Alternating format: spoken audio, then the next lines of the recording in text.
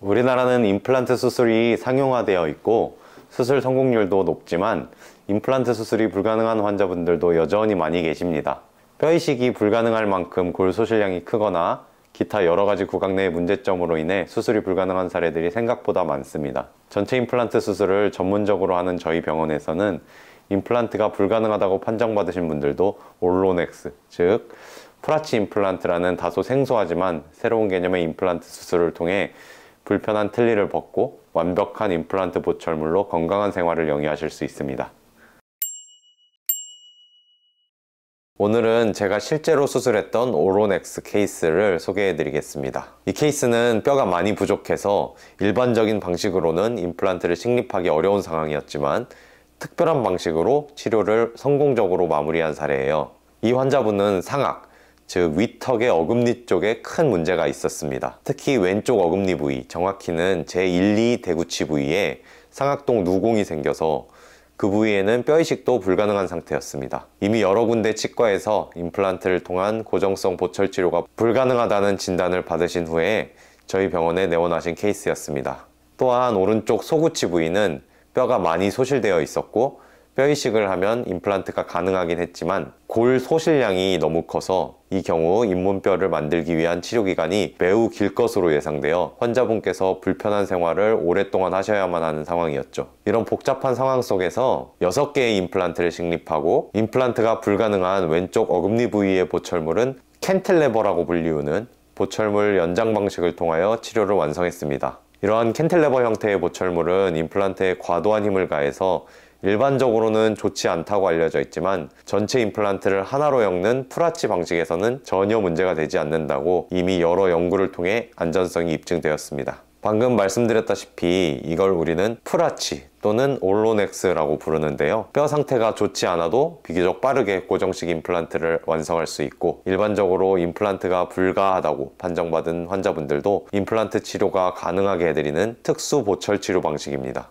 지금 보시는 건 실제 환자분의 구강 구조를 스캔한 데이터를 기반으로 만든 3D 모델입니다. 여기 보시면 뼈의 상태와 잇몸을 그대로 재현해 두었고요. 이걸 이용해서 이 환자분께 실제 수술해드렸던 방식과 똑같은 방식으로 모형상에서 모의 수술을 진행해 보겠습니다. 먼저 기존에 환자분께서 쓰시던 틀니와 똑같으면서 드릴링 구멍만 뚫린 복제 모델을 통해 환자분의 뼈에 구멍을 뚫습니다. 그 후 잇몸을 절개하고 젖히게 되면 뼈가 드러나게 되는데요. 그 뼈에는 앞서 뚫어 놓았던 구멍이 있겠죠. 이 구멍을 통해 본 리덕션 가이드라고 하는 구조물을 고정합니다. 이 구조물의 역할은 뼈 삭제가 필요한 케이스에서는 얼마만큼의 뼈를 갈아내면 되는지 알려주는 역할을 하고 그 뒤에 등장하는 구조물을 연결하는 기준 구조물이 되겠습니다. 이 경우 잇몸뼈 일부를 갈아내야 하는 경우인데요. 그 이유는 뒷부분에서 한 번 더 말씀드리기로 하고 일단은 갈아내 보겠습니다.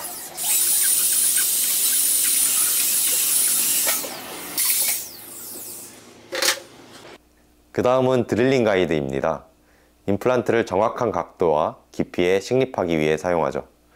이 드릴링 가이드를 방금 뼈에 고정시켰던 본 리덕션 가이드에 연결해서 임플란트 식립에 활용합니다. 임플란트가 다 식립되면 인터림 픽스드라고 하는 구조물을 이용해서 당일 임시치아 수복을 위한 보철 작업에 들어갑니다. 각각의 임플란트에 임시치아 고정을 위한 기둥을 연결해 줍니다.